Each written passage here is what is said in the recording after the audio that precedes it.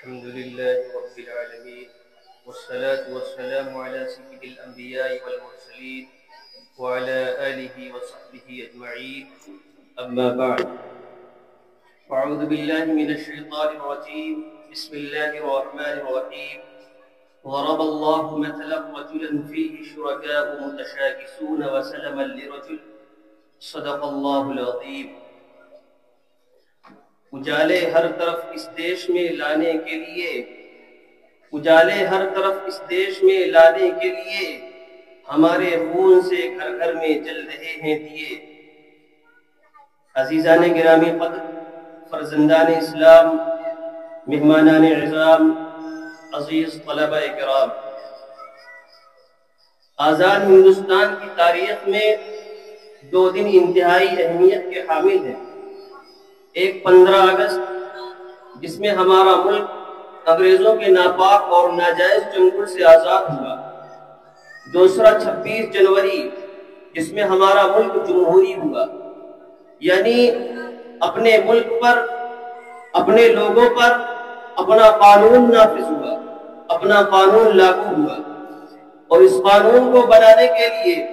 Doctor Bhim Rao Ambedkar کی صدارت میں 29 اگست 1947 کو ایک 7 رکنی کمیٹی تشکیل دی گئی، جس کو اس ملک کا قانون بنانے میں 2 سال 11 ماہ 18 دن لگے. اس دستور ساز اسمبلی کے مختلف اجلاس میں اس نئے قانون کی ہر شق پر کھلی بحث ہوئی. اس کے بعد 26 نومبر 1949 کو یہ قانون قبول کر لیا گیا اور اس کو منظور کر لیا گیا. پھر 26 جنوری 1950 کو یہ قانون لاگو کر کے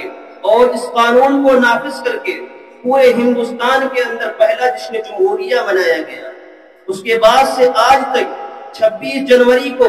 یوم جمہوریہ کے نام سے منایا جانے لگا. اور یہ دن بھی، یہ تاریخ بھی 15 اگست 1947 کی طرح ہمارے ملک کا ایک قومی اور یادگار دن بن گیا. 15 اگست 1947 کو ہمارے مجاہدین آزادی کی ناقابل فراموش قربانیاں اور بے انتہا جد و جہد کے بعد ہمارا یہ ملک انگریزوں کے ناپاک اور ناجائز چنگل سے آزاد ہوا. اور انتہائی طویل آزما اور صبر آزما جد و جہد کے بعد ہمیں آزادی جیسی نعمت حاصل ہوئی. کسی بھی ملک اور باشندگان ملک کے لیے آزادی سے بڑھ کر کوئی نعمت نہیں ہو سکتی ہے. جہاں اس ملک کو آزاد کرانے میں تمام مذاہب کے لوگوں کی قربانیاں شامل ہیں، تمام مذاہب کے لوگوں کی کاوشیں شامل ہیں، وہیں مسلمانوں کی بھی قربانیاں کسی سے ڈھکی چھپی نہیں ہیں. پہلے اس ملک کو آزاد کرانے کے لیے، اس ملک کے اندر آزادی کے حصول کے لیے، اس کے بعد جمہوریت کے قیام کے لیے مسلمان اور خصوصاً علماء کرام نے کارہائے نمایاں انجام دیے. مسلمانوں ہی نے اپنے خون سے اس چمن کی آبیاری کی، اپنی آن بان شان کو قربان کیا، اپنا تن من دھن لٹایا، راہ وطن میں اپنا گھر بار چھوڑ دیا، بیوی بچوں کو دے دیا، قید و بند کی صعوبتیں جھیلی، گولیوں سے اپنے سینے کو چھلنی کیا، ملک بدر ہوئے، اذیت ناک عذاب سہے، ولولہ انگیز خطاب کیے، ولولہ انگیز مضامین لکھے، خون گرمانے والے اشعار لکھے، تحریکیں چلائی، جلسے جلوس نکالے، انگریزوں کے خلاف احتجاجات کیے. اتنا سب کچھ کرنے کے باوجود آج مسلمانوں ہی سے گلا شکوا اور مسلمانوں ہی سے بیر. رلاتا ہے تیرا نظارہ اے ہندوستان مجھ کو، رلاتا ہے تیرا نظارہ اے ہندوستان مجھ کو، بڑا عبرت خیز ہے تیرا افسانہ سارے افسانوں میں. سامعین کرام، بھارت کی جنگ آزادی میں مسلمان ہر محاذ پر سینہ سپر رہے اور انگریزوں کی ہر سازش پر بے نقاب کیا، ان کے ہر وار کا منہ توڑ جواب دیا، پرنگیوں کی نیند حرام کر دی، ان کی اینٹ سے اینٹ بچا دی، انہیں چاروں شانے چت کر دیا، انہیں بوریا بستر باندھنے پر مجبور کر دیا. اور مسلمانوں کی ایسے طریقے سے جانفشانی، حریت اور شہادت اور قربانیاں شامل تحریک رہی کہ یہ کہنا غلط نہیں ہوگا کہ آزادی کے حصول کی خاطر اس کے بعد حریت کے قیام کے لیے، جمہوریت کے قیام کے لیے مسلمان صف اول میں شامل رہے. ہندوستان کا شمار دنیا کے سب سے بڑے جمہوری ملک میں ہوتا ہے. یہاں ہندو، مسلمان، سکھ، عیسائی سبھی مذاہب کے لوگ مل کر کے آپس میں بڑی پیار و محبت سے رہتے چلے آ رہے ہیں. جبکہ ہندوستان آزاد ہوا اس ہندوستان کو چلانے کے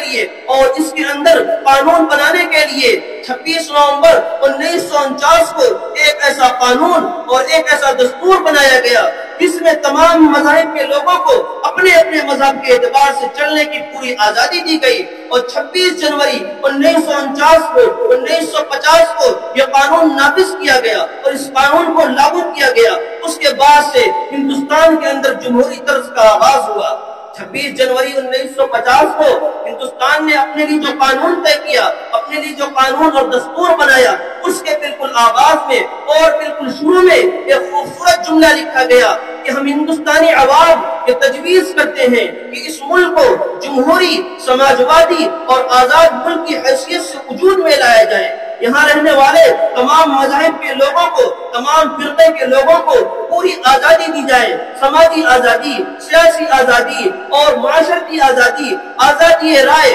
آزادی خیال، آزادی عقیدہ و مذہب، آزادی عبادت، اخلاق اور معیار کی برابری، انفرادی تشخص اور احترام کو یقینی بنایا جائے اور ملک کی سالمیت و بقا اور یکجہتی کو قائم دائم رکھا جائے۔ یوم جمہوریہ کے موقع پر پورے ہندوستان کے اندر سرکاری چھٹی رہتی ہے اور سرکاری دفتروں میں اور تعلیم گاہوں پر جشن جمہوریہ کا پروگرام منعقد کیا جاتا ہے، ترانے پڑھے جاتے ہیں، سیکولرزم کے عنوان پر بیانات ہوتے ہیں۔ یوم جمہوریہ میں جس طرح سے اسکولوں، کالجوں اور یونیورسٹیوں کے اندر جشن کی تقریب کی جاتی ہے، پرچم کشائی کی جاتی ہے، اسی طریقے سے مدارس اسلامیہ کے اندر بھی پرچم کشائی کی جاتی ہے، جشن کی تقریب کا انعقاد کیا جاتا ہے۔ طلبہ اور عوام کو بتلایا جاتا ہے کہ ہمارے اسلاف نے جو کارہائے نمایاں انجام دیے اور اپنی جانوں کو قربان کیا، وطن عزیز کو غلامی کی زنجیر سے نکالنے کے لیے اپنے خون و جگر کو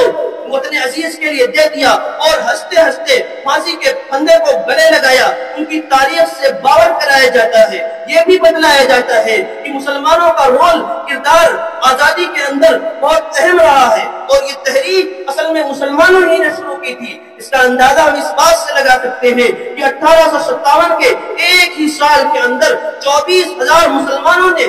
وطن عزیز کی خاطر اپنی جانوں کا نذرانہ پیش کر دیا، اپنی جانیں قربان کر دی۔ یوم جمہوریہ کے موقع پر مجاہدین آزادی کی قربانیوں کو عام کرایا جاتا ہے اور عوام کو یہ بتلایا جاتا ہے کہ انہوں نے ہمارے لیے قربانیاں کی تھی، کیوں دی، ہمارے لیے قربانیاں کیوں پیش کی، اس لیے تاکہ ہم آزاد فضا میں رہ کر کے سانس لے سکے، تاکہ ہم آزادی کے ساتھ زندگی گزار سکے، تاکہ ہم اپنے مذہب پر مکمل طور پر عمل کر سکے، آزادی کے ساتھ عمل کر سکے۔ جب ہندوستان آزاد ہوا تو اس کو چلانے کے لیے جو قانون بنایا گیا اس میں تمام مذہب و ملت کے لوگوں کو برابری کا حق دیا گیا اور سب کے ساتھ برابری رکھی گئی اور سب کو ایک کسوٹی کے ساتھ پرکھا گیا۔ لیکن افسوس ہوتا ہے کہ آج برابری حقوق کے باوجود بھی مسلمانوں پر ظلم و ستم کیا جا رہا ہے، ان کے ساتھ سوتیلا پن کیا جا رہا ہے، کبھی لو جہاد کے نام پر، کبھی دورخشا کے نام پر، کبھی گھر واپسی کے نام پر، کبھی ان کی اذانوں پر سوال اٹھایا جاتا ہے،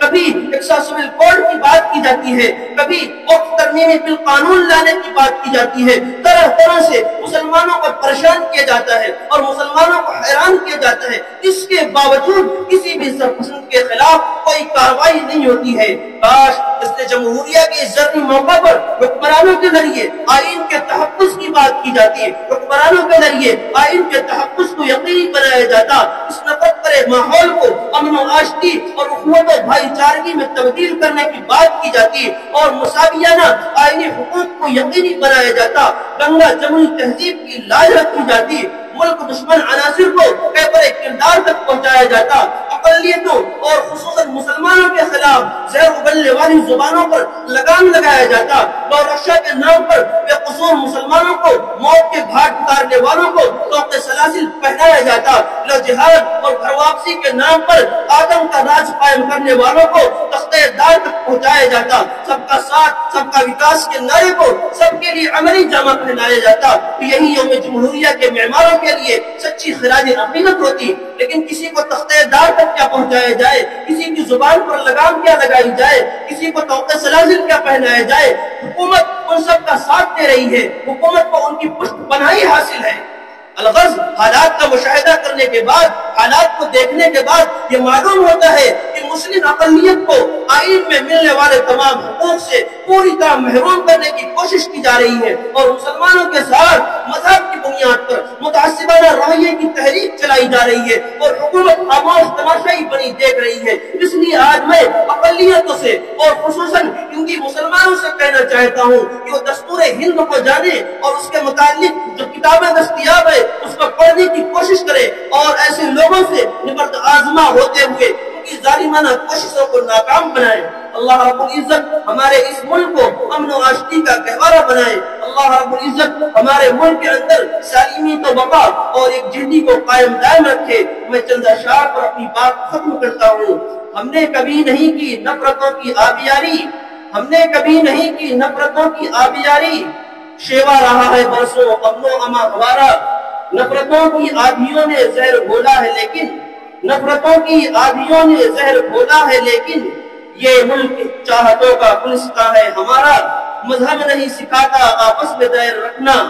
مذہب نہیں سکھاتا آپس میں بیر رکھنا، ہندی ہے ہم وطن ہے ہندوستہ ہمارا، سارے جہاں سے اچھا ہندوستہ ہمارا، وما علینا الا البلاغ المبین۔